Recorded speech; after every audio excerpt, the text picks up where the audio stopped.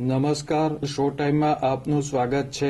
ભાવનગરની ઐતિહાસિક બાર્ટન લાઇબ્રેરીના નવીનીકરણ પ્રોજેક્ટ અંતર્ગત અહેસાસ શીર્ષક અંતર્ગત કાર્યક્રમનું આયોજન કરાયું હતું અને એની ઉપર એક અદ્ભુત સ્ટાર શેપની વુડન રૂફ છે અને આ નોડને રિસ્પોન્ડ કરવા માટે એ લોકોએ ટાવરને સ્ક્યુ કર્યું।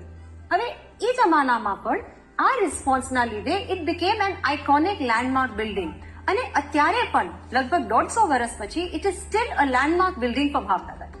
Indian national trust for art and cultural heritage Bhavnagar chapter અને સ્પર્શ ફાઉન્ડેશન દ્વારા આયોજિત આ કાર્યક્રમમાં ભાવનગરની બાર્ટન લાઇબ્રેરી સહિતના ઐતિહાસિક સ્થળો અંગે લોકોમાં જાગૃતિ આવે તે હેતુથી ડોક્યુમેન્ટરી ફિલ્મ દર્શાવવામાં આવી હતી અને શાનની સાથે આપણા ભાવનગરની પ્રાઇડ સ્પર્શ ફાઉન્ડેશન અને ઇન્ટેક્ટ ભાવનગર એક સાથે મળીને બ્યુટીફાઈ બાર્ટનનું પ્રોજેક્ટ શરૂ કર્યું છે 6 મહિનાથી।